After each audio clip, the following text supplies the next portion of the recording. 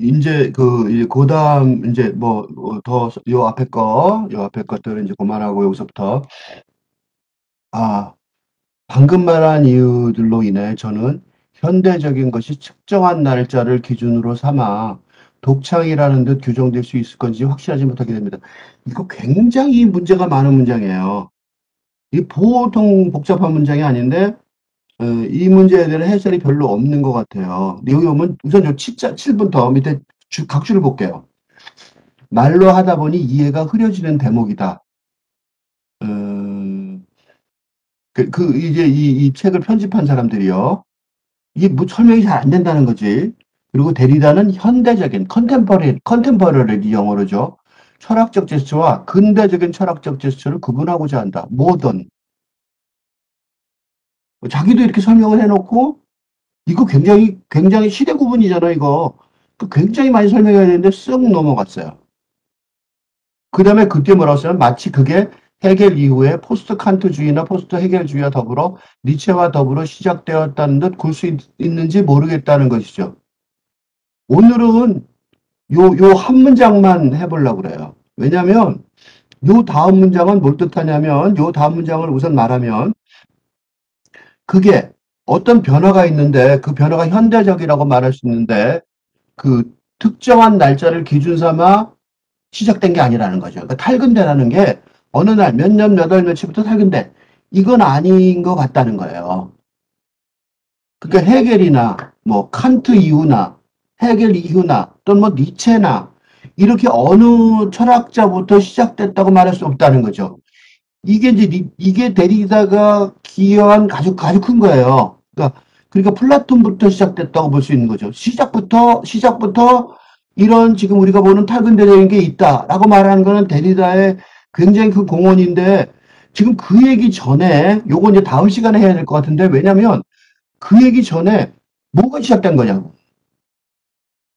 지금 말한 뭐 여러 가지 하고 막 지금까지 설명을 내가 탈근대 어쩌고 막 설명을 하면서 쓱쓱 넘어가고 근대 탈근대를 아는 것처럼 데리다도 아는 것처럼 그 다음에 이 편집한 이 사람도 이 데리다의 제자인 이 사람도 아는 척 아는 것처럼 설명을 쭉 해왔는데 사실은 그게 뭐냐 이거죠. 그죠?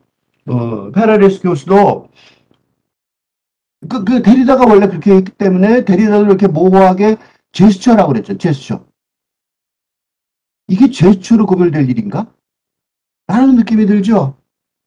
그러니까 이게 어떤 특정한 날짜를 기준하면 그다음에 독창적인 거, 새롭게 생긴 거, 완전히 새로운 오리지널한 게 또다시 만들어질 수 있는 것인지 확실하게 못하게 된다는 말은 뒤엔 말이고, 더 문제는 현대적인 것.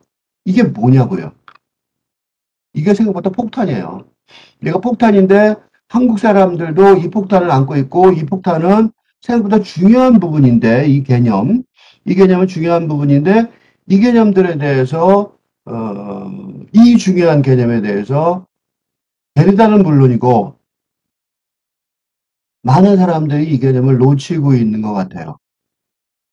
더 좋은 점은 바로 이 현대라는 단어, 이 단어를 둘러싼 고민을 가장 많이 한 나라가 바로 한국이라고 볼 수 있어요. 우리가 어쩌면 더 유리할지도 모르는 혼란스러운 개념의 혼란이에요. 그 개념의 혼란에 대해서 오늘 좀 설명을 하려고 해요. 봅시다. 한국 얘기를 좀 많이 하고 그러면 연결할 거예요. 이 지금 우리가 살고 있는 세상을 근대라 그러면 그죠? 근대는 언제부터 시작했냐면 르네상스부터 시작했죠. 르네상스부터 프랑스 혁명을 거쳐서 르네상스는 뭐냐면 소수의 근대화예요. 그죠? 소수 귀족 집단의 근대화였다고. 그죠? 메디치 가문, 미켈란젤로, 뭐 이름이 딱 등장하잖아요. 소수의 근대화였는데, 프랑스 혁명이, 대다수의 근대화로 바뀐 거죠. 그래서 프랑스 혁명이 중요한 거예요. 프랑스 혁명 그런 이유가, 이게 뭐냐면, 그 전에 전근대가 있었는데, 이게 중세죠, 소위. 유럽의 중세고, 중세라고 딱 말할 수, 얘가 유럽의 중세라고 말했던 이유는, 한국을 중세라고 말할 수 있느냐, 그건 잘 모르겠어요. 그리고 그 전에 얘기가 전근대가 중세만 있는 게 아니라 원시도 있었단 말이죠. 원시, 그죠? 원시 시대. 이거는 굉장히 오래된 거죠. 그러니까 14세기 경의 중세, 그 다음에 1789년에 프랑스 혁명, 그 다음에 14세기 정도의 르네상스. 그 전의 세기는 뭐 인류가 시작때부터 보니까 얼마나 길어요? 선사시대도 있고, 그죠? 그러니까 이건 굉장히 길어요. 시대, 뭐 원시 이런 거 다 있으니까 하여튼 그 전근대가 있어. 그거에서 근대가 뚜렷하게 구분이 되게 지금 살고 있는 우리가 살고 있는 세상인 거죠. 그러니까 시대 구분론을 하는 거예요, 지금 내가. 그런데 지금 이 시대 구분론을 이렇게 가르는 이유가 나는 보통 그래서 세 개로 나눠요. 왜 세 개로 나누냐? 이게 기간으로 세 개를 나누는 게 아니에요. 기간으로 따지면 뭐 전근대로 엄청나게 길잖아요. 그죠? 원시대부터 이건 뭐 몇백만, 백만 년, 뭐 엄청나죠. 그러니까 이거는 그렇게 시간으로 따지는 게 아니라 우리가 지금 살고 있는 시대가 요거니까 그래요. 이게 우리가 살고 있는, 지금 현재 우리가 살고 있는 시대이기 때문에 그래요. 근데 왜 이게 근대가 그런 거 있어요. 세상이 어떻게 바뀌는지를 우리가 사는 세상, 그죠? 하나님 문법적으로 맞나? 우리가 사는 시대, 지금 우리가 사는 시대, 우리가 지금 사는 시대를 근대라고 말할 수가 있는데, 그런데 이렇게 일관되게, 이런 거야. 여행을 가고, 어디 세상을 이동을 하면, 그, 목적지에 다다르면 그 왔던 길이 다 보이죠. 여행을 가서 어떤 목적지에 도달하면 여행이 끝나고 나면 여행이 개관이 되죠. 전체 그림이 그려진단 말이에요. 우리가 근대라고 이렇게 그 전체 그림을 그리는 이유는 우리는 지금 이 시대를 벗어나고 있기 때문에 그렇다는 거죠. 그러니까 탈근대라고 부르는 거예요. 탈근대라는 말이 묘한 말인데 포스트 모던이에요. 영어로 모던이라고 말한다면 이거를 그 전에 거를 프리모던이라고 말한다면 이건 순전히 이름을 붙인 건데 왜 모던이라는 걸 썼냐? 우리가 살고 있는 세상이 모던이니까 그걸 가운데로 이렇게 쓴 거예요. 그러니까 포스트 모던은 아직 이름이 탈근대, 그러니까 근대를 넘어섰다 이거예요. 근데 왜 근대를 넘어섰다, 뭔지도 모르면서 왜 근대를 넘어선 얘기를 하냐면 이미 근대가 끝나버린 근대의 효용이 다한 거를 우리가 너무 많이 느끼기 때문에 그래요. 그런 경험이, 그러니까 우리가 본격적으로 새롭게 어? 격화라는 말 썼죠. 그 격화, 격렬한 변화죠.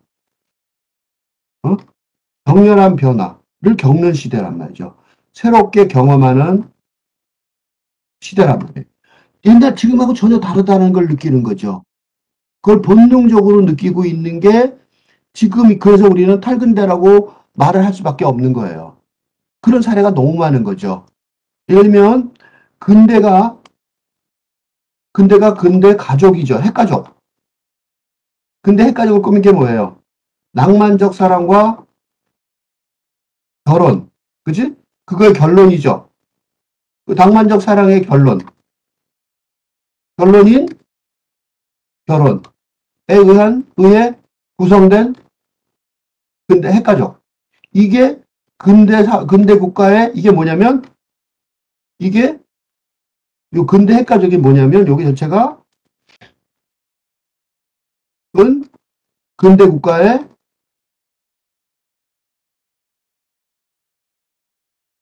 의 기본 구성 요소예요. 그죠? 그래서 요거를 유지하기 위해서 요거를 유지하기 위해서 우리가 지금 살고 있는 세상이 있는 거예요. 그러니까 어떻게 할 수 있냐? 학교. 학교 왜 있어요? 이 근대 국가에서 살아가는 사람을 만드는 거죠. 일꾼을 만드는 거예요. 필요한 일꾼. 근데 지금 학교가 그다음에 군대, 국가, 병원, 그다음에 교도소. 그죠? 생각해 보세요. 학교 몇 만들었어요? 근대 국가에 그 일꾼을 만들려고 그러는 거예요.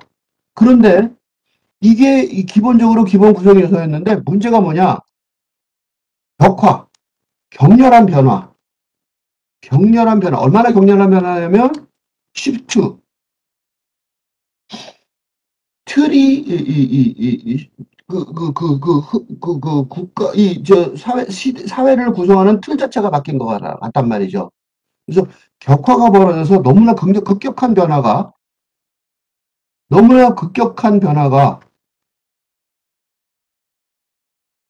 벌어지는 바람에 기존의 근대 사회를 구성하던 의 요소들이 무의미해지기 해졌다는 거죠.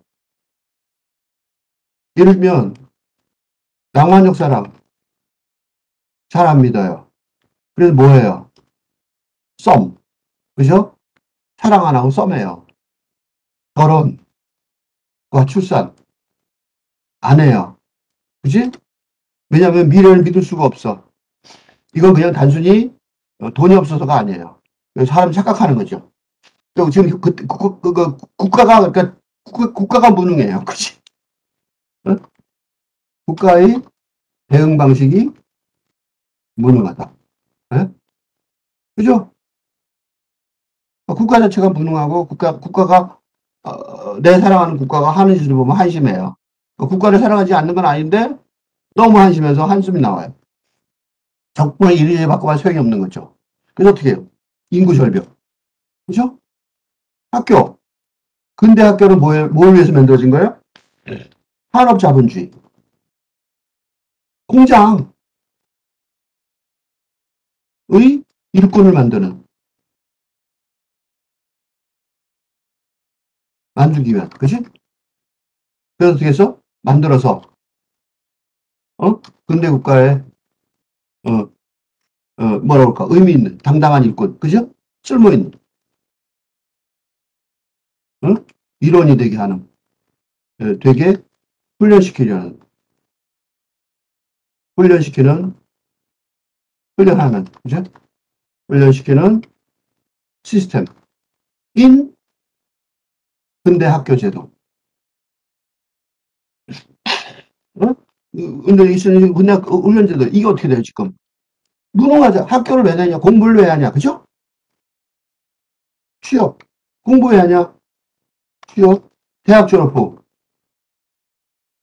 졸업이 취업을 보장하지 않는다. 뭐 때문에 공부했냐고 도대체. 그죠? 누구도 지금 비판하지 않지만 군대 어떻게 해요? 군대. 의무적으로 갔죠. 자발적이 아니라 의무적으로 봉사해야 하는 군대. 그래서 군대에서 부식이 밥이 형편없으면 막 사람들이 분노하는 거예요. 별로 솔직히 아무도 이렇게 얘기는 안 하지만 그건 말이 안 되죠. 자기 자체를 부인하는 거니까. 자기 존재 가치를 부인하는 거니까 그렇게 말은 못 하겠는 거야.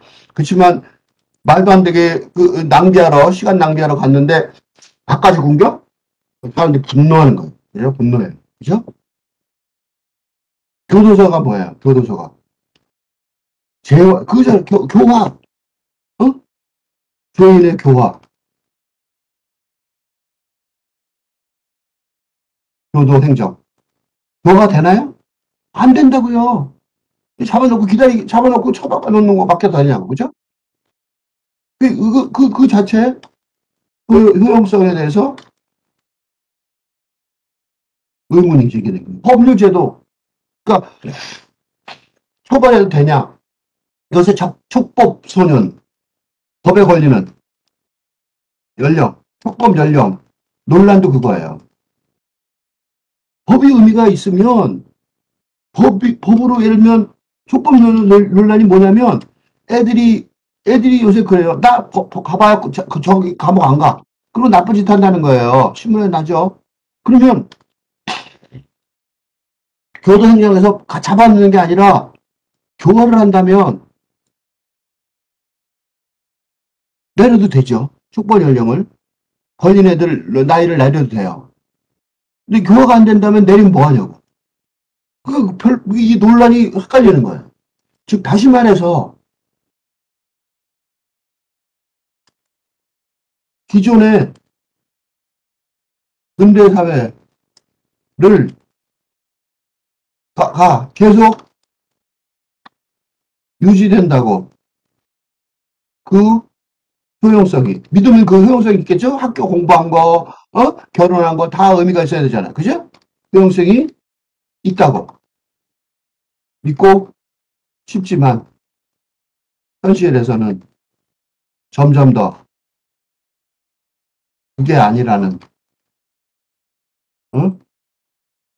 사실을 확인하게 되고 있다는 거죠. 정치가들, 그죠? 그래서 어떻게 해요?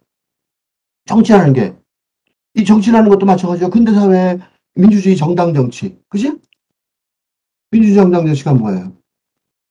이 양당 제도, 양당 제도의 대의민주주의. 이게 어떻게 돼요? 가짜뉴스로, 그죠? 서로 말을 못 믿는 거야. 토론이고 뭐가 안 되는 거야. 그럼 토론이 안 되는, 정상적인 토론이 불가능한, 토론에 의한 합의 도출이 거의 불가능해진, 응? 양극화, 현상과 가짜뉴스의 범람. 정치에 대해서 믿을 수가 없게 된 거예요.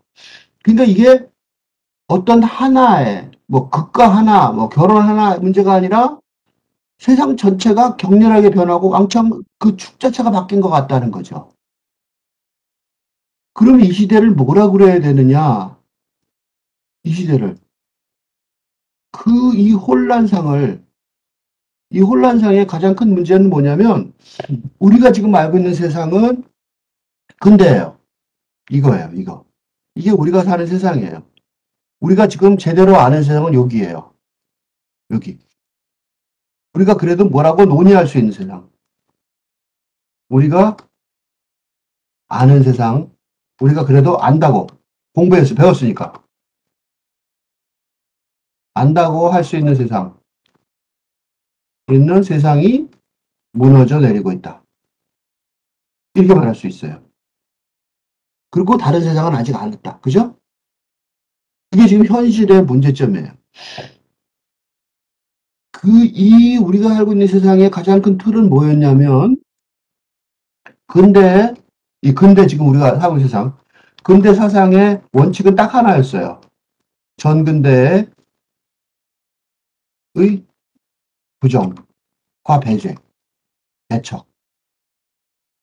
이거 하나밖에 없었어요. 옛날 거, 전근대, 옛날 건 다 부시하면 돼. 왜? 옛날에 그러니까, 우리가 사는 세상이 뭐냐면, 근대 세상이 뭐냐면, 인간 중심주의. 휴머니즘. 그 휴머니즘. 그전에 인간 중심이 아니었으니까. 그전에 건 다 배제하고 부정해야겠죠? 지금 세상은 배제하고 부정해서 갈 데가 없잖아. 우리는 다 합쳐서 가는 수밖에 없어요. 그래서 지금 사는 세상, 지금 새로운 세상을 찾긴 찾아야 되는데, 어떻게든지 이게 안 됐으니까 새로운 틀을 찾아야 되는데, 그 틀을 찾는 제일 앞에 있는 사람이 바로 데리다였던 거죠. 그죠? 근데 데리다가, 다시 봅시다. 그리고 이런 식으로 보면 데리다가 이 고민하는 게 중요해요. 방금 말한 이유들로 인해서, 그죠? 그래서 양비양시였던 거예요. 저는 현대적인 것이, 지금 현대적이라고 말할 수 있는 것이, 특정한 날짜 기점으로 독창이라는 듯이 규정될 수 있는 것인지 확실하지 못하게 된다. 무슨 소리냐면, 특정한 날짜 기준으로 그전 건 아니고 이번부터 진짜야, 오리진이야 라고 말하는 근대적인 방식은 안 된다는 거죠. 요거 다시 한번 써볼게요, 여기다가. 이 말이 그 뜻이에요. 그러니까 조금 전에 했던 말을 써보면 요 함정만 구원을 할 거니까 저는 현대적인 것이 특정한 날짜를 기점으로 삼아 독창이라는 듯 규정될 수 있는 것인지 확신하지 못하게 됩니다. 이게 무슨 소리냐면 특정한 날짜를 기준으로 삼아 독창이라고 규정할 수 있는 것.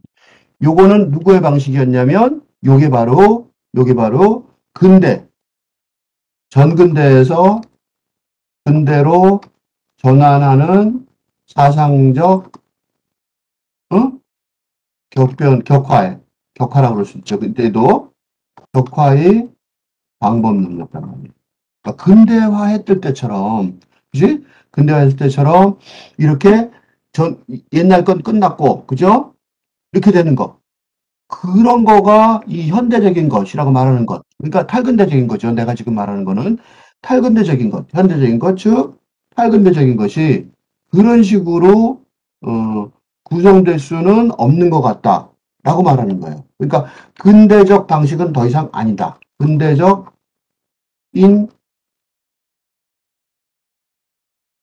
방식으로는 이거는 다시 말해서 근대적인 방식 방법론은 으로는 적용할 수 없다. 뭘 위해서?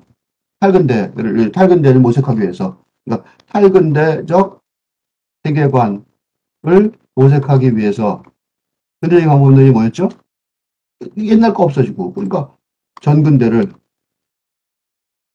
배제하고 부정하는 거죠. 그러니까 특정한 날짜를 기준으로 여기서 또 우리 독창적인 거야. 그전까지는 독창이 아니고 그거야 인간이 한 게 아니고 뭐 잘못된 거야. 옛날 틀렸어. 이렇게 하는 방법론을 적용할 수 없다는 거예요. 그럼 어떻게 적용해야 되느냐? 요거를 설명하기 위해서 데리다의 세계관이 있는 거고, 그런데 이게 그럼 어떻게 설명돼야 되는지 여기서 이제부터 중요하게 여기서부터는 이제 데리다를 조금씩 벗어나게 되는데, 왜냐하면 이 설명에 대해서 구체적으로 설명이 잘 안 돼 있고 데리다를 옹호하거나 따르는 사람들도 설명을 잘 못하고 있어요. 특히 현대라는 단어요. 그래서 이번에 제목이 현대라고 붙였어요. 그래서 아까 돌아가서 보면 각 줄을 보시면 말로 하다 보니 이해가 흐려지는 대목이다. 현대적이라는 단어 말이야. 현대적, 그리고 뭐라고 썼냐면 컨템퍼러리라고 썼어요. 영어 아시는 분은 아시겠지만 컨템퍼러리는 현대가 아니에요. 당대예요. 당대. 지금 시대. 지금 살고 있는 동시대적인 그런 뜻이에요. 근대적하고 현대적인 제스처라고 그랬죠. 이걸 구별하자고 그랬어요. 현대적이라는 단어는 없어. 영어로는 없어요. 현대적이라는 단어는 한국이 만든 단어예요. 여기 한국인이 번역했죠. 번역을 잘했어요. 그래서 요거에 대해서 조금 자세히 한국의 이 혼란상 또는 한국의 이 탈근대적인 전환에 대한 고뇌, 그거를 먼저 우리 역사를 돌이켜 보면서 우리 역사가 놀랍게도 데리다가 아주 뒤에 50년도 넘는 뒤에 시작한 거. 그러니까 우리는 1920년대 그 얘기를 시작했는데 데리다가 처음 이런 얘기 시작한 게 1968년이니까 50년 가까이 된 거죠. 50년 가까이 지난 다음에 데리다가 시작을 하게 된 이 현대적인, 탈근대적인 것에 대한 고뇌, 이 근대적인 방법론, 배제하는 근대적인 방법론이 아닌 근대적인 방법론이 뭔지, 그거에 대한 고뇌를 한국은 1920년대에 저절로 할 수밖에 없었다는 얘기를 먼저 보고, 한국의 묘하게도 데리다가 이 고민을 50년 전에 했었다는 사실을, 이거 굉장히 놀라운 얘기예요. 어, 그렇기 때문에 지금 한국의 문화가 세계적으로 어필이 되는 거 아닌가라는 가설까지 설명을 해보려고 그래요. 봅시다. 한국 얘기 먼저 할게요. 내가 이미지즘의 문제적 수용 과정이라는 어, 평론을 쓴 적이 있는데 여기서 이 현대라는 단어를 갖고 의문을 제기했어요. 볼게요. 앞부분 조금만 읽어볼게요. 근대시, 현대시 명칭의 문제. 이영건은 2011년 3월 현대시에 게재된 현대시라는 잡지도 있죠. 현대라는 재벌 그룹이 또 있죠. 그지? 현대자동차. 그죠? 현대. 근데 불온하고 온전한 한국 현대 시장을 위한 단상들에서 한국의 시사를 논의할 때 가장 혼란스러운 것 가운데 하나가 근대시와 현대시의 명칭에 관한 것이라고 했어요. 다음과 같이 요약하고 있다. 문제는 아직까지도 문학사가나 시 연구자들이 최소한의 대략적인 합의조차 이뤄내지 못하고 있다는 점이다. 놀랍게도 그래요. 시중에 나와 있는 문학 사료를 보면 근대 문학사라는 명칭으로 내가 이거 굉장히 오래전부터 놀리고 있는 건데 1980년대 문학까지 포함한다면 현대문학사이면 우리가 근대문학사예요, 현대문학사예요. 모르겠으니까 근현대문학사라고 말해요. 비비지하다. 이러한 현실은 한국 현대시사 연구가 초보 단계에 머물렀다는 사실, 시대 구분이 안 된다는 거죠. 물론 문학 영화의 개념이나 범주 설정은 문학 사관과도 얽혀있는 복잡한 문제지만 적어도 교육 현장에서라도 통용될 수 있는 통일된 용어가 시급히 요청되는 것은 분명하다. 그래서 도서관에 가보시면 근대문학사, 현대문학사, 근현대문학사 그렇게 써 있어요. 같은 건데 같은 내용이에요. 거의 시대가 같다고. 서로 합의를 못 보는 거죠. 시대가 안 되는데 뭘 가리키는지 모르겠어요. 이 근현대시, 그래서 이 근현대시 이렇게 쓴다니까? 진짜로. 이거 띄어서 쓰기, 이걸 가로 빼서 쓰기도 해요. 역사에서 이미지즘을 설명할 때도 그래요. 논란이 첨예한 분야는 거예요. 우선 용어를 보면 도대체 근현대가 뭐냐 이거야. 근대가 뭐냐. 근대라는 단어가 모더니티라고 말할 수 있는데 모더니티는 근대성, 근대라는 어떤 근대라는 정신 그런 뜻이에요. 그러니까 중세를 벗어났으니까 그지? 그러니까 신의 절대적인 자리를 대신해서 인간의 세계의 중심이 세계 쓰는 거죠. 그래서 푸코가 인간은 탄생된 지 몇백 년 안 됐다. 그 말이 이 말이에요. 그전에는 신이 있고 인간이 없었어. 사람은 없었다고. 인간 중심이 아니었던 거죠. 르네상스예요. 지금 현재까지도 이 근대성이 지금도 중요한 거죠. 그래서 근대라고 번역할 수 있고 또는 여기다가 근대성이라고 번역할 수 있어요. 근대성. 어? 이라고 번역할 수도 있어요. 근대성. 근대의 성질이 지금도 계속되는 거죠. 이 모더니티의 대표적인 정신이 뭐냐면 내가 생각하기 때문에 내가 존재한다는 것. 즉 나라는 존재가 데카르트가 그랬죠. 나는 생각한다. 그럼 나는 존재한다. 내가 세계 중심이라는 거예요. 근데 이제 모더니즘이라는 단어가 있어요. 모더니즘은 영미사조인데 19세기 말의 영미사조예요. 1890년부터 1920년 정도의 사조인데 부르주아 모더니티에 대한 반발이에요. 이게 뭐냐면 이게 지금 이 설명을 왜 안 하시죠? 한국문학사에서 제일 중요한 설명이에요. 좀 이따 설명을 해드릴게요. 그거를 19세기 말, 그러니까 1890년에서 1920년도 요때 유럽의 사조예요. 근데 보시면 요 말 다시 볼게요. 부르주아 모더니티에 대한 반발. 뭐에 대한 반발이에요? 근대성에 대한 반발이라고. 근대성. 이게 뭐냐면 위로 가볼게요. 아까 르네상스 할 때 소수의 근대화라고 그랬죠? 그게 다수의 근대화가 됐다고 그랬죠? 프랑스 혁명에서. 이것도 마찬가지예요. 여기, 여기도 팔근대가 모더니즘이 19세기 말이죠. 1890년에서 1920년에 즉 19세기 말이에요. 세기 말이라고 우리가 말하는 거 있죠? 그게 이거예요. 세기 말. 우리가 19세기 말 안 그러고 그냥 세기 말이라고 불러요. 이것만 중요하니까. 왜 중요하냐면 이 모더니즘이 뭐냐면 소수의 할근대성이에요. 포스트모던 할근대화. 그러면 다수의 할근대가 어떻게 되냐? 1960년대 중반 이후 중반에 포스트 모더니즘 예술운동이 있었어요. 이때는 모던 예술운동이죠. 요게 요게 이때가 뭐냐면 히피 그죠? 그런 것들이요. 이게 다수의 할근대화. 요때 본격화돼요. 어? 요 모더니즘의 예술운동은 주로 영국을 중심으로 한 유럽이었었어요. 근데 포스트 모던 예술운동은 어디냐면 미국을 중심으로,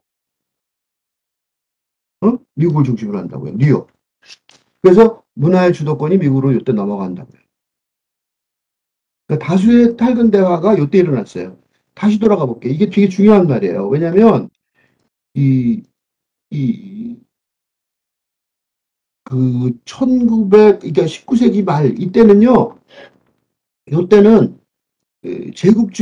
유럽의 제국주의가 서구 유럽이 돈 잘 벌고 신나던 시절이라고. 그러니까 아주 신나서 잘 나가던 시절이었는데 거기에 거기에 그 똑똑한 예술가들이 문학하는 사람들이 중심이었는데 시인들이 중심이었는데 그 사람들이 탈근돼서 근대가 틀렸다는 것. 너무 똑똑한 사람들이에요. 근대가 좀 대성공을 해갖고 무지 잘 살게 됐는데 우리가 유럽에 가서 보는 뭐 뛰어난 건축물은 다 근대 산물이죠. 그 돈이 너무 많이 남아서 사람은 거의 돈 갖고 난리를 피던 시절인데 그때 똑똑한 문인들이 근대가 문제가 있다고 말한 게 바로 요때예요. 모더니즘이에요. 그래서 이 구라파 대륙, 유럽 대륙에서는 아방가르드라고 그러고 영미 계열에서는 모더니즘이라고 그랬어요. 이 모더니즘이 우리가 알고 있는 T.S. 엘리엇이나 조세 콘라드 같은 시인으로는 T.S. 엘리엇이고 소설가로는 엘리엇, 내가 전공이기도 하지만 이걸 쓰는 이유가 엘리엇이 중요해요. 한국에서 되게 중요해요. 소설가로는 조세 콘라드. 이 사람들이 대표자들이었단 말이에요. 근데 이거는 사실은 이 영미계라는 모더니즘, 이미지즘, 그러니까 우리나라 시들은 다 이미지즘의 시들인데, 그게 이미지즘. 우리는 왜 그 이미지들을 많이 시다 쓰죠? 상징 이미지. 그게 요때 시작해서 그래요. 근데 이미지즘은 누구한테 영향받은 거냐면, 영미계열의 모더니즘 문학에 영향을 받았다고요. 우리나라 엘리어트가 굉장히 유명해. 4월은 잔인한 달. 모르는 사람 별로 없죠. 어려운 항무지, 굉장히 어려운 항무지라는 장시에 나오는 구절인데 전 국민이 다 알아요. 그 정도 우리가 영향을 많이 받았어요. 그래서 이 아방가르드는 다다, 초현실주의. 이건 미술 그림 쪽에서 많이 보죠. 그들이 아방가르드였던 거죠. 왜 이렇게 아방가르드고 뒤집었고 다다 같은 게 초현실주의 왜 이렇게 나왔냐면 근대 근대 모더니티에 대한 반발이었기 때문에 그런 거죠. 예술가들이. 근데 이런 말 중에 또 뭐가 있냐면, 그 모더니티의 기본 정신은 뭐예요? 모더니티의 기본 정신은 인간이 세계 중심이라는 모더니티 기본 정신이 있었는데, 지금도 그렇게 대응을 생각하죠? 근데 모더니티 운동에서는 뭐라고 그래? 그러한 인간의 일체성에 의문을 제기하기 시작한 거죠. 그래서 그 뒤에 나온 게 포스트 모더니즘인 거죠. 그죠? 그 탈근대성이 나오는 거예요. 이게 시작은 언제 했냐면 나라는 심리적 자아와 사회적 주체가 있는데 인간의 그게 이제 완전하고 균일한 존재라는 근대적 전제의 의문을 제기한 게 누구냐면 프로이드, 마르크스였죠. 그 사람들 때문에 모더니즘의 문학적 주체가 공정한, 온전한 나라고 생각하기 어렵단 말이죠. 그러니까 이 사람들이 이런 얘기를 했는데 꿈속에 있는 나가 나냐고. 그죠? 그러니까 데카르트 경우는 나는 완전한 균질한 존재였는데 프로이드 같은 경우는 꿈에 무의식이 있잖아. 꿈 생각해봐. 이성적인 의식 외에 무의식이 있음을 보여줬고, 그죠? 그러니까 심리적 자아가 분열되어 있다는 걸 보여준 거죠. 프로이드가. 마크스는 마크스는 마크스는 계층이 나라는 주체가 하나가 아닌 거죠. 자본가하고 노동자하고 계층이 다 투쟁이라는 거야. 그 사회적 주체가 분열되어 있다는 거예요. 그죠? 나라는 사회적 주체가 하나가 아니라는 거죠. 주체가, 나라는 사회적 주체도 분열되어 있고, 이게 공동체에 있는 주체도 분열되어 있고, 역할하는 계층이 다르니까, 마르크스가 보여주기를, 개인적으로 의식도 분열되어 있다는 거예요. 그러니까 나라는 존재 속의 개인적 인식, 그죠? 사회적 인식, 주체가 혼재되어 있으니까, 자아와 주체가 구별이 뚜렷하게 잘 안 구별되죠? 설명을 이렇게 했어도. 그래서 이거에 대해서 의문을 제기하지 않을 수가 없는 거죠. 그래서 포스트 모더니즘에 들어와서 20세기 후반, 1960년대 말, 그 후반이죠.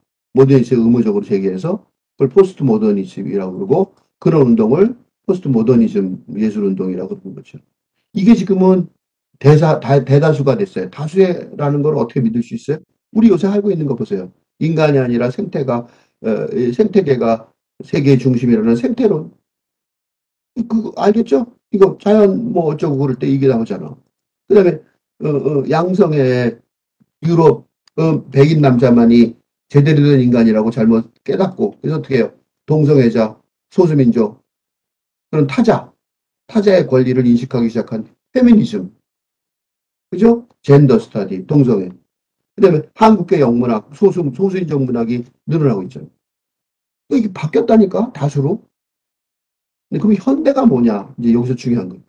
현대라는 단어는 이거 설명해 지금까지 온 거야. 현대라는 단어는 컨템퍼러리, 당대라는 단어 외에 현대라는 영어에는 없어요. 조금 전에 그 보신 것처럼. 근데 한국문학사에서는 중요해요, 이게. 왜 중요하냐? 그 설명을 하려고 그러는 거예요. 오케이? 여기서 이제 설명을 여기까지 했으니까, 이제 이 뒤에는 나중에 내가 오케이, 이제 정리를 다시 한번 해드릴게요. 현대를 설명을 하려고 그래. 다시 해볼게요. 이제 조금 전에 한 기본 개념을 가지고 설명을 해볼게. 봅시다. 한국은 1910년도에 한일 합방이 있었어요. 한일 합방이 뭘 뜻해요? 이게 한국의 경우에요. 한국의 경우, 근데 막 어떻게 되냐 이거예요. 1910년대 한일 합방이 있었어요. 한일 합방은 뭘 뜻해요? 전근대. 그러니까 중세라고 말할 수 있는 거죠. 하고 할 수 있는 이시조선, 조선. 의 조선의 붕괴, 몰락을 말하는 거죠. 그러니까 한일 합방 했을 때 그 이완용이나 이런 사람들이 자기네들이 당당하다고 주장한 이유도 있었어요. 이 근대화해야 된다는 거지. 그 근대화론자라고 생각했던 거죠. 자기네들을 착각한 거죠. 혼란 속에 사고방식의 혼란 속에서 그 사람들을 옹호하는 게 아니라. 그래서 3.1운동 때 우리가 음, 민주주의 국가를 만들자고 3.1운동을 한 게 아니라 호종 황제가 죽어서 억울하다고 화를 내다가 한국은 운 좋게도 하나의 민족이죠. 그러니까 근대 국가가 3.1운동 때 근대 국가, 이 근대 국가, 민족 국가, 민족 국가, 민족 국가, 근대의 민족 국가가 탄생하는데 탄생에 있어서 우리는 뭐가 자동으로 있어요? 요게. 우리는 한민족이잖아요. 한국에서 운이 좋았던 거야. 3.1운동 때 하나의 민족이니까 그러니까 중세 조선이 몰락을 했어도 우리는 하나의 민족인 거죠. 자동으로 하나의 민족이니까 근대 국가가 자동으로 요 하나의 민족이라는 개념을 가지고 네이션 스테이트의 네이션만 가지고 으로 임시정부가 만들어진 거예요. 임시정부 설립을 해요. 왜 뭘 아직 안 만들어졌어요? 국가, 그죠? 민족이 아니라 민족 국가니까 국가가 없잖아, 그죠? 국가는 언제 생겨요? 국가는 1945년 해방이 되고 1948년 대한민국 정부 수립. 이때 뭐가 생겨요? 이때 하나의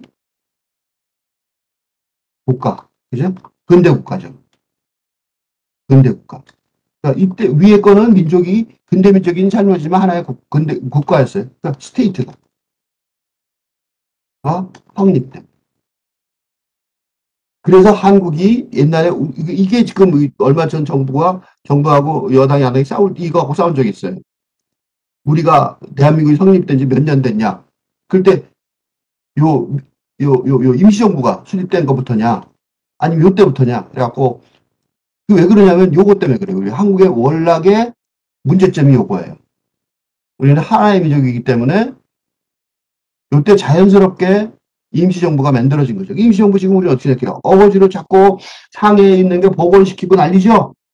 왜냐하면 유형의 정부라기보다는 이건 뭐냐면 무형의 정신이었던 거예요. 모양이 딱 생긴 유형의 제도는 이때 만들어진 거죠. 그죠? 그러니까 임시정부 가서 우리가 그거 없어진 거 사다가 거기다 팻말 달고 유지하고 그러는 거야. 왜 그러냐? 우리는 하나의 민족이었으니까. 그러니까 민족 국가를 만드는데 우리는 이렇게 양쪽으로 두 개가 잘라지게 만들었던 거예요. 민족 국가를 만드는데, 민족 국가를 만드는데. 그래서 이게 지금 우리 역사를 논하는데 하나 혼란에, 어? 정치적 근대화에 있어서. 혼란에, 이게, 그래서 이제 한국은 언제 근대, 형집됐냐. 지금 그러니까 대한민국이라고 소위 말하는 거죠. 우리가 말하는. 이 대한민국 언제 생겼냐? 언제 몇 년 됐냐? 생긴 지 몇 년 됐냐? 그리고 뭐 이게 간단한 질문이잖아. 다른 나라도 되게 간단한 질문인데 한국은 이게 아주 복잡한 질문이 되는 거예요. 왜 굉장히 복잡한 질문이 되냐면, 왜 굉장히 복잡한 질문이 되냐면 근거가 이렇게 두 개가 있으니까. 그죠? 오케이. 여기까지도 복잡한데 진짜 복잡한 건 지금부터예요. 한국의 정신적. 근대화라는 것이 유럽의 경우, 근대화라는 것이 유럽의 경우, 이게 서구, 그 모델이죠. 우리의 모델이 서구인데, 유럽의 경우, 근대화가 뭐로 시작됐어요? 근대화가 이, 돌아가서, 프랑스 혁명 있죠? 여기 시작돼서, 요게 사상으로 확립되는 거. 사상적 확립이 되는 건 언제냐면, 연도도 말할 수 있어요. 1798년 워즈워드, 윌리엄 워즈워드의 낭만주의. 릴리 카바야드, 윌리엄 워즈워드의 낭만주의. 이때가 사상적으로 확립이 돼요. 이 낭만주의가 뭐냐면, 이때부터 시작된 낭만주의가 뭐냐면, 음, 나는 너를 사랑해. 라고 말하는 낭만적 사랑. 그러니까 이게 뭐냐면 독립주체적인, 내가 나름대로 나 결정할 수 있는 거죠. 나는 독립주체적인 너를 사랑해. 그 낭만적 사랑의 고백이 가능해진 거죠. 이름으로서 어떻게 돼요? 어, 집안에서 사랑을 결정할 수가 해줄 수가 없는 거죠. 내가 알아서 사랑하는 거죠. 그죠? 이게 근대화의 기본 정서란 말이죠. 그죠? 이런 정서가 어떻게 만들어지냐면, 뭘로 만들어졌냐면, 이런 정서가, 루소 아시죠? 루소. 계몽주의라는 게, 이런 정서들이 뭘로 만들어지냐면, 루소 등의 문학작품, 소설, 시, 아까 워즈워드 시죠. 그러니까, 루소의 소설. 그리고 나중에, 루소의 소설은 계몽주의 시고, 워즈워드의 시, 등 문학작품, 워드가 스펠링이 맞나 보다. 이 문학작품을 통해서 근대화가 이루어졌어요. 그래서 이 문학작품을 통해서 어떻게 이루어지냐면, 그거를 사람들이 인쇄물을, 그러니까 소설이 더 대중적이니까 시도 있지만 소설은 대표적인 거니까 더 소설이 훨씬 퍼지기 쉬웠죠. 소설과 신문, 잡지, 신문 등을 통한 공통정서를 만들어내는 거예요. 이게 베네딕트 앤더슨의 상상의 공동체, 근대 사회는 상상의 공동체다 라고 말할 때 이론이에요. 다른 이론이 있겠지만 기본적으로 대강 이 이론이 기본 틀이에요. 그러니까 이 공통정서가 만들어지고 이런 상상의 공동체가 만들어지면서 근대국가 형성이 된 거예요. 오케이. 그럼 이제 여기까지는 이게 유럽의 얘기죠. 한국은 어떻게 됐냐? 한국은 언제부터 근대화가 됐어요? 이때부터 일본 사람들이 한국에 대해서 우리는 고생했는데 일제시대 때 억지로 논리를 세워서 우리한테 내세우는 게 바로 이거예요. 근데 우리가 도와주지 않냐, 결정적으로 어쩌고. 근데 그건 도와준 게 아니라 우리 착취하러 거죠. 그 말은 말하라 했지만. 그렇지만 어쨌든 중세가 그때 몰락에 해서 우리가 할 수 없이 군대로 돌아선 건 맞잖아요. 우리가 돌아섰지 뭐 걔네들이 그 옛날 아버지를 죽여버리니까 어떻게 해요. 새롭게 살아야 되니까. 그러니까 이제 그거를 경강부회에서 우리가 근대화 시켰다 어쩌고, 뭐 철도도 놔주고 어쩌고 이렇게 얘기하는 사람들도 있죠. 그건 이제 묘하게 꼬은 거죠. 어쨌든 간에 우리는 타의에 의한 근대화가 이루어진 거예요. 그죠? 타의에 의해서. 타의에서 근대화가 이루어진 거예요. 한국은. 유럽의 경우는 이렇게 됐지만 한국의 경우는 타의에 의한 근대화. 이루어진 데가 언제냐? 1910년 이후입니다. 그죠? 그러니까 이 근대 여기서 이제 결정적인 얘기가 나오는데 현대란 단어를 현대란 말하기가 이게 어려워요.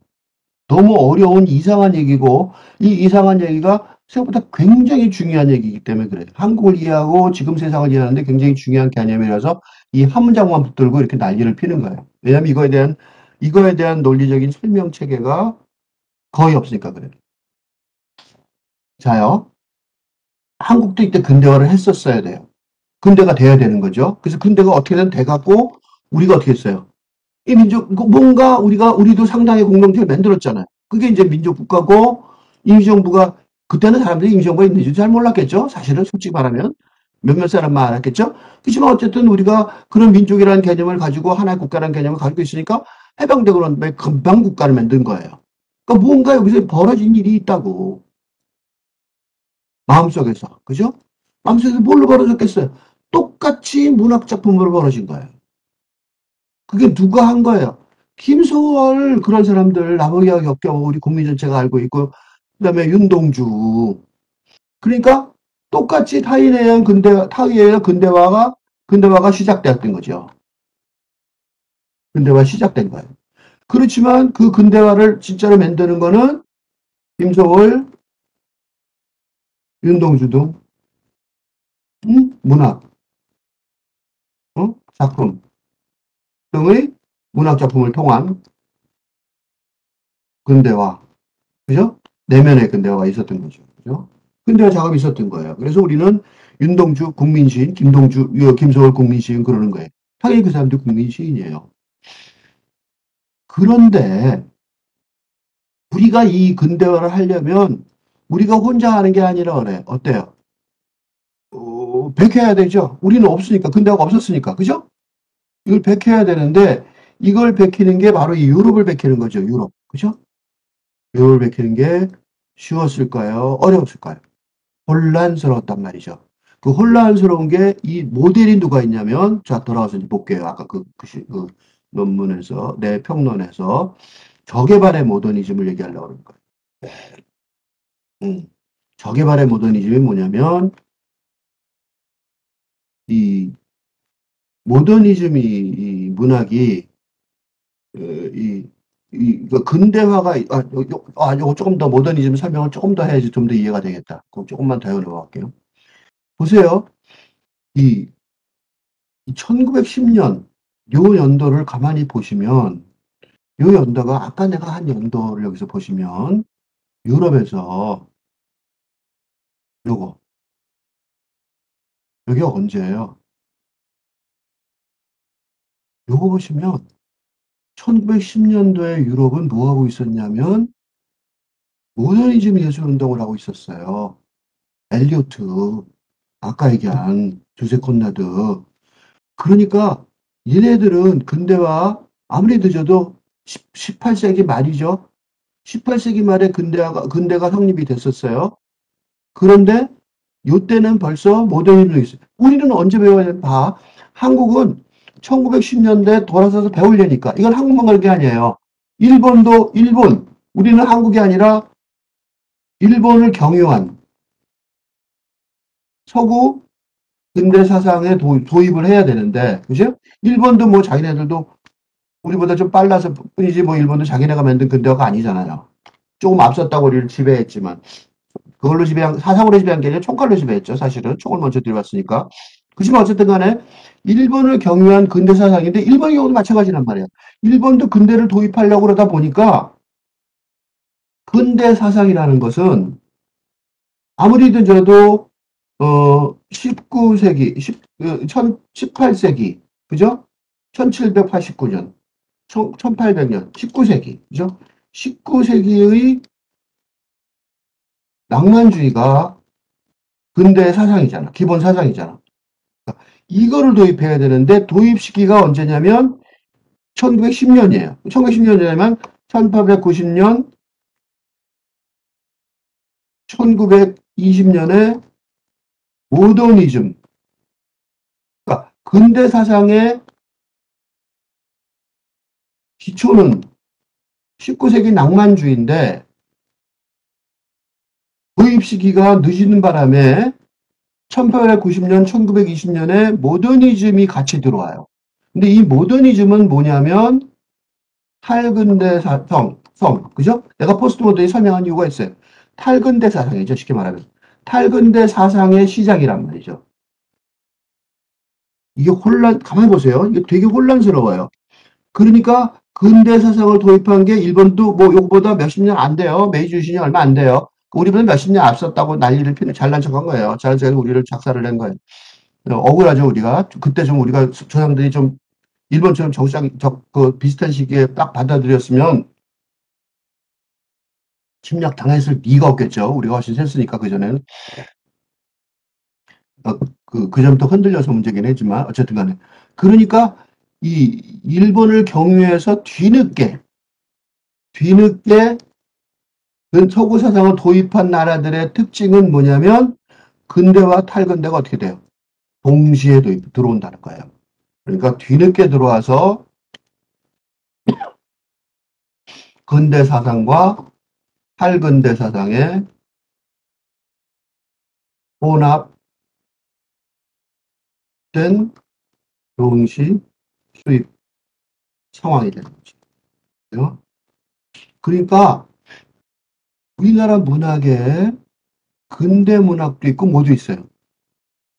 모더니즘 문학도 있는 거예요. 일본 문학도 마찬가지겠죠. 그러니까 우리는 근대화를 한다고 하는데 뭐가 있냐면 근대도 있고 동시에 이게 동시에요. 동시에 들어오는데 근대도 있고 이건 좀 더 세련된 거겠죠. 모더니즘은. 이거보다 더 세련된 거죠. 이게 뭐야? 100년도 그죠? 100년 뒤에 얘기니까 세련된 거죠. 100년 뒤에 그러니까 1798년도 시작됐으니까 연도를 보세요.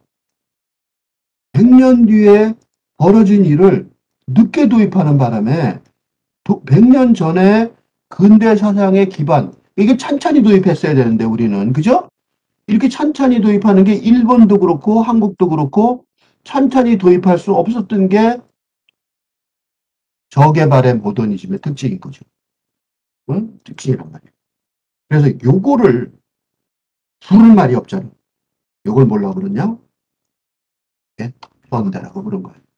그러니까 현대는 동시대, 어, 컨템퍼러리가 아닌 아닌 요거예요. 요거. 느닷없이 섞여서 들어온 이, 이 모더니즘을 현대라고 부르기 시작한 거예요. 이게 현대예요. 그래서 우리는 번역을 이렇게 현대로 한 거예요. 이걸 이제 그러면 이제 돌아가서 이걸 처음 시작한 이렇게 뒤늦게 서구 사상을 도입한 대표가 누구냐면 러시아예요. 그래서 그 러시아 얘기, 소련, 일본은 러시아보다 늦게 도입한 거죠. 그러니까 러시아가 모델이에요. 그래서 그 모델을 보여드리려고 그래요. 봅시다. 그래서 그걸 저개발의 모더니즘이라는 제목을 붙여서 내가 붙인 게 아니라 중간에 생략하고 이 저개발의 모더니즘 때문인데 그건 왜 그러냐면 필자가 번역한 마샬 버만의 현대성의 경험의 제사장 요건 난 제사장만 제사장 페테스부르고 저개발의 모더니즘만 번역을 했는데 이걸 번역한 이유가 번역에 참여했던 이유가 한국의 모더니즘 수용사를 이용하는데 되게 중요한 거거든요. 그러니까 후진국가 저개발은 러시아도 1820년대에 늦게 도입을 하니까 피터 대제가 그러니까 이 100년 동안 러시아는 나중에 후일 아프리카 아시아 남미의 국민들과 국가들이 직면하는 온갖 문제점들과 씨름한 거예요. 이 혼란을. 그래서 이게 제3세계의 원형이 된 거예요. 뭐냐면 조금 더 설명을 보면 러시아의 페테스부르크라는 도시 자체에 대한 지금 설명인데, 페테스부르크, 세인 페테스부르크는 페테가 피터죠. 피터 대제가 말하자면 우리 잠실 개발하는 것처럼 습지에다가 그 무릎을 베껴서 진 도시예요. 그러니까 있는 것도 없는 인공 도시인 거죠. 유럽을 베낀 거예요, 그냥. 그러니까 이건 뭐가 똑같냐면 1910년 한일합방 이전이 조선시대에서 20년도 되지 않았는데, 그지? 느닷없이 근대화된 경성의 거리에 서 있게 된 한국인 지식인 입장하고 똑같은 거죠. 그죠? 그러니까 유럽에 대한 이건 패트 거기 나오는 거예요. 상류층의 경우 서구 소비재의 풍요로움을 즐긴 뒤 열심히 였지만 서구 소비재는 들어와 있는 거예요. 현대 소비 경제를 가능하게 하는 생산력의 서구적 발전. 이런 건 모르는 거죠. 그러니까 이 네프스키, 그 페테스부르크의 그 번화가죠. 우리 같으면 강남이고, 그죠? 옛날 같은 명동이고, 한국의 명동, 그 경상의 명동이잖아. 지금은 강남이고. 그 거리가 우리가 중요해진 이유가 그것 때문이에요. 거의 모든 서구에서 수입되어 온 빨짱거리는 상품으로 사람들을 어지럽게 하지만, 빛나는 전면, 앞면 뒤에 위험스럽게도 깊이를 결여하고 있는 일종의 무대장치였던 거예요. 다시 돌아갈게요. 그러니까 일본이나 한국은 근대화에 근대화를 해야 되는데 이 근대화를 언제 했어 우리나라? 1960년대예요. 박정희 정권의 조국 근대화. 이게 뭐예요? 경제 발전 오게 하는 게 왜? 그러니까 근대화라는 건 뭐예요? 산업화잖아.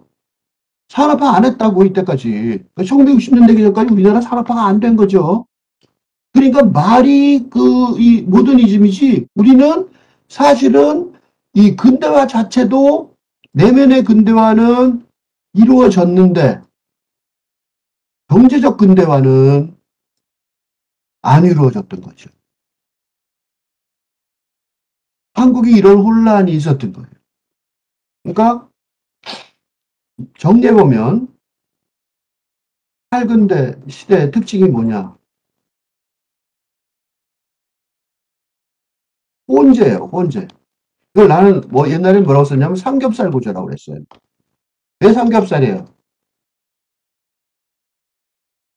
내가 쓴 게 아니라 나만 쓴 게 아니라 다른 우리 한국의 다른 문인들도 다른 문이 더 유명하게 쓴 사람이 있어요.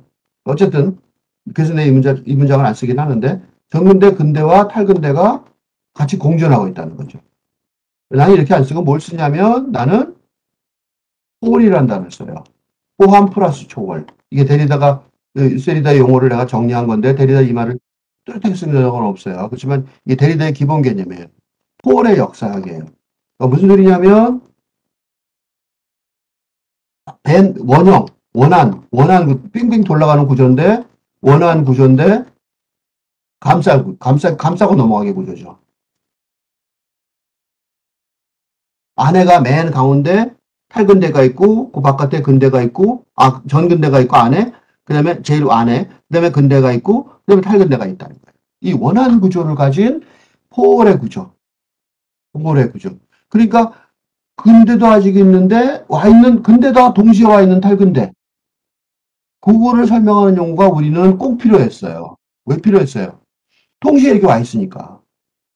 이 대표적인 사람이 누구냐? 여러분이 잘 아는 이상이에요. 이상이 이 대표적인 사상가가 소년가 김기림이고 시인 이상했습니다. 이상의 시가 지금도 서구 사람들한테 보일 때 의미가 있어 보이는 이유는 바로 이런 혼재된 사상. 그러니까 이 우리나라 우리나라 김기림의 이상은 참 존경할 만한 사람이에요. 근대가 이제 겨우 시작했는데 20년도 안 됐는데 밝은 본 거예요. 물론 그 예가 조금은 있었지만 그걸 작품으로 쓸 만큼 많이 알지는 않았을 거 아니에요. 근데도 시작 안 했는데 우리 선배는 엄청난 사람들인 거죠. 우리가 후배들이 이걸 확실히 몰라서 그렇지 선배들은 엄청난 사람들이고 이 포월의 역사학을 문학 작품으로 옮기고 김기림의 글을 하나 보면 돼요. 여기서 이제 김기림의 얘기도 내가 김기림 얘기만 하나만 볼까요? 그러면 다 볼 시간은 없으니까 김기림이 1930년대 한국 문학의 이미지즘을 본격적으로 도입한 김기림도 한국의 저개발의 모던 사상을 짐작하고 있었던 거죠. 놀랍죠? 러시아도 모르고 포스트 모더니즘 몰랐을 텐데. 조국의 근대화를 더디게 한 또 한 가지 조건은 조선이 근대화 직접 접촉한 것이 직접적인 게 아니고, 그죠? 대부분 일본이나 청고를 거쳐 간접적 교섭이었다는 거예요. 즉, 자극은 피부에 곧부닥친 게 아니라 늘 소문의 형태로 전환돼 왔다는 거예요. 그러니까 이 아까 저개발 원정에서 범안이 어, 근대가 러시아에서는 환상이었을 수밖에 없다는 거와 똑같은 얘기로 저개발의 국가의 모더니즘을 김기림은 소문이라고 정의한 거예요. 이 소문이라고 정의한 이 얘기가 이상의 고뇌였던 거죠. 이상이 분명히 이 근대가 끝난 다음에, 그러니까 이상이 마지막에 일본에 죽기 직전에 죽으려는 몸을 가지고 동경을 악착같이 간 이유가 뭐냐면 통경의 실상을 보러 간 거예요. 그랬더니 니도 마찬가지로 환상으로 근대를 도입했다는 사실을 알게 된 거죠. 그래서 맨 처음에 갈 때 이상 일본에 대해서 죽기 직전에 굉장히 기대를 가지고 갔다가 실망을 하고 죽어요.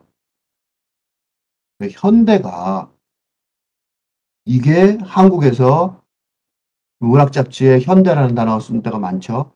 현대 그룹도 있죠. 우리가 현대가 세련되게 보이는 이유가 그래서 있는 겁니다. 자요. 이게 한국이 갖고 있는 거고 한국의 원형적인 지금 현재 우리가 갖고 있는 문화의 원형적인 모습이에요.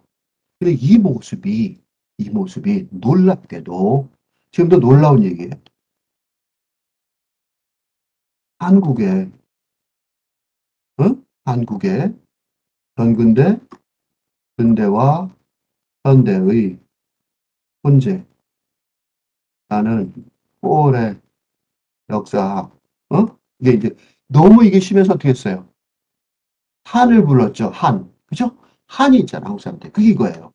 이걸 무슨 수로 감당하냐고, 개인이. 이 역사적 변화를. 너무너무 정신없잖아요. 그죠? 그러니까 포월의 역사학에서 한국인들이, 그지? 통해, 응? 한국인, 한의 정서를, 어? 포월의 역사학에 한의 정서를 갖고 있는 한국인의 문화가 세계적으로 지금 호소력이 있는 이유는 그리고 이제 돌아갈게요. 원문 딱 갑시다. 이제 요거 한 문장을 거의 다 읽어봤어요. 아까 데리다가 어떻게 말했냐면 이렇게 말했어요. 요거 요거 저는 현대적인 것이 이 현대적은 데리다가 한 말이 아니고 정확하게 번역을 누가 했냐면 우리 이 책을 번역한 근데 이 책을 좋아해요. 김민호 박사가 번역한 박사가 컨템퍼러리라는 단어를 번역해야 되는데 아주 정확하게 현대적이라고 번역했어요. 당대적이라고 안 말했어요. 특정한 날짜를 기점 삼아 독창이라는 듯 규정될 수 있는 것인지 확신하기 못하게 됩니다. 그러니까 근대적인 그런 전근대를 배제하는 그래서 새로운 오리진하는 게 새로 생긴 독창이 오리진하는 거잖아. 그리고 우리 요새 그 근대에서는 오리진이 되게 중요하잖아. 응? 저작권 오리진 그죠? 옛날부터 있는 게 아닌데 왜 오리진했을까요? 요 때문에 그런 거라고. 근대를 부정해야 되니까. 여기서 지금 시작 이런 거니까. 이렇게 된 것인지 확실하지 못한다는 거야. 즉, 다시 말해서 다른 방식의 탈근대적인 문화적인 그런 사상이 만들어져야 된다는 거예요. 근데 그 문화적인 사상이 포월의 사상이고 그거는 현대를 포함하는 사상인데 그 사상은 한국인은 언제부터 했어요? 데리다만 아니죠. 그러니까 데리다 등, 자크 데리다 등 이제 대답이에요. 오늘의 대답, 질문의 대답. 탈근대 사상가들. 지금 이 탈근대 사상가들이 지금 현재 가장 중요한 사상가들이죠. 등 탈근대 사상가들이 지적하고 있는 현대. 그지? 그러니까 근대와 혼재되어 있는 탈근대를 말하는 거죠. 그죠? 로 인한, 어? 혼재되는. 근대와 혼재되는 탈근대죠. 그게 현대죠? 그죠? 이 혼재, 이거. 로 인한, 사상적 혼란. 세계관의 혼란이죠. 세계관의, 세계관의, 혼돈 상태. 이 세계관의 혼돈 상태가 지금 무슨 일이 벌어진 거예요? 한이 없을 수가 없어요. 이게 한이 뭐라고 말할 수 있어요? 집단 트라우마라고 말할 수 있어요. 집단 트라우마죠. 혼돈 상태를 한국은 1910년 이후 근대화의 초기에서부터 경험해 오고 있는 이 분야의 진정한 선진국이라고 말할 수 있어요. 그러니까 놀랍게도 우리가 꽁찌였는데, 그죠? 우리가 꽁찌였는데 이 혼돈 상태를, 이 사상적 혼돈 상태, 이 혼돈 상태가 우리가 꽁찌였죠? 그래서 우리가 얼마나 꽁찌였으면 서구도 아니고 서구를 베낀 일본한테 지배당했잖아. 억울하게. 그죠? 항상 무지 억울한 거야. 이 서구도 아니고, 그치? 그게 이상도 이 동경과 갖고 분노한 거예요. 이건 뭐, 뺏긴 애들인데, 이게 런던에 가고 싶어요. 런던에 가도 뭐, 이상이 그랬을 거예요. 아, 여기도 아니구나 그랬을 거예요. 왜냐면 런던도 마찬가지였을 테니까. 그죠? 런던도 탈근 데는 못 왔을 테니까. 그러니까 이상이 훨씬 똑똑한 거죠. 전 몰랐던 거죠. 이상은 불행히도. 우리는 알고 있고. 그래서 이 분야의 진정한 선진국이라고 정의할 수 있어요. 그래서 이게 현재 한국 문화의 세계적 한국 문화에 대한 세계적 호응을 이끌어내는 이 이유 중에 하나라고 설명할 수 있다는 거죠. 우리나라는 뒤집어 말하면 지금 내가 이 데리다를 읽는 이유를 설명하는 거예요. 왜 데리다를 읽어야 되느냐? 이 자크 데리다를 읽어야 될 열심히 읽고 자크 데리다를 그러니까 옛날에 내가 어디 가서 이 자크 데리다에 대해서 얘기를 했더니 왜 당신은 자크 데리다를 공부하느냐? 뭐가 좋아서 그 사람을 높이느냐? 이게 근데 데리다를 높이는 게 아니라 나는 자크 데리다를 뭐 있다? 이용하고 있다. 서구에서는 자크 데리다를 이용할 리가 없잖아요. 우리가 자크 데리다를 앞세워야 된다. 그지? 그래야지 이 포월의 역사, 한국이 선도에서는, 그래서 요새, 뭐, 수학의 필지상을 받고 어쩌고 그러는데, 그런 것들을 가만히 보시면, 이런 혼재되어 있는 포월의 역사의 힘이라고 여겨지는 경우가 많아요. 그걸 설명할 길은 너무나도 길기 때문에 설명을 못하지만, 그래서 요거를 다시 본 거예요. 다시 돌아가서 봅시다. 그러니까, 결론을 말하면, 저는 현대적인 것이 이 현대적인 게 컨템퍼러리하고 근대하고 그러니까 컨템퍼러리라고 말했지만 번역은 현대적이라고 했죠. 컨템퍼러리 그러니까 말은 나는 바람풍 해도 너는 바람풍 해라 딱 그거였어요. 그러니까 우리 번역하신 음, 김민호 박사가 영어로는 컨템퍼러리 당대적이라고 바람풍 했는데 현대적이라고 바람풍 정확하게 딱 발음해 해석을 한 거죠. 이 현대적인 것이 그러니까 탈근대와 근대가 혼재된 이런 것들이 그러니까 언제 규정할 수 없죠? 혼재돼서 막 섞여서 오니까 그렇죠? 확신할 수는 없게 된다는 거죠. 그죠? 이게 지금 현재 현대라는 단어가 굉장히 중요해진 단어고 이 단어는 한국에서만 쓰고 영어는 없는 단어지만 이 한국말로 전 세계에 알려야 될 단어. 우리가 만들어낸, 그러니까 우리가 그 근대 문학사, 현대 문학사, 근현대 문학사, 그리고 국문학 그 역사가, 뭐 국사나 국문학이나 근현대사가, 그래서 근현대사라고 그러죠.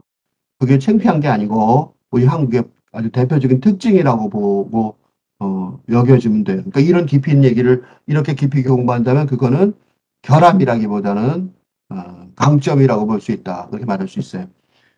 다음 시간에는 그러면 이게 왜 니체부터 시작 안 했냐? 요 얘기를 요거부터 되게 또 다른 완전히 중요한 얘기거든요. 요건 뭐냐면 이게 데리다의 공원인데 딱 끊어져서 어느 날은 근대고 그다음부터는 탈근대다라고 말하지 않게 할 수 있는 힘.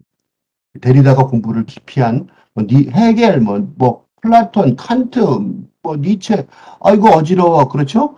근데 이렇게 어지럽게 데리다가 말하는 이유가 어, 데리다가 그게 굉장히 큰 공헌이다. 왜냐? 서구 문화의 시작서부터 그렇게 있었다. 이 탈근대적인 징후가 있었다는 설명을 하는 아주 중요한 논리이기 때문에 내파라는 관점에서 안에서 파괴한다는 그런 관점으로 다음 시간에 여기서부터 하려고 그래요. 왜냐하면 이건 두 개가 너무 다른 논지이기 때문에 마치부터 다음 시간에 다시 읽어보겠습니다.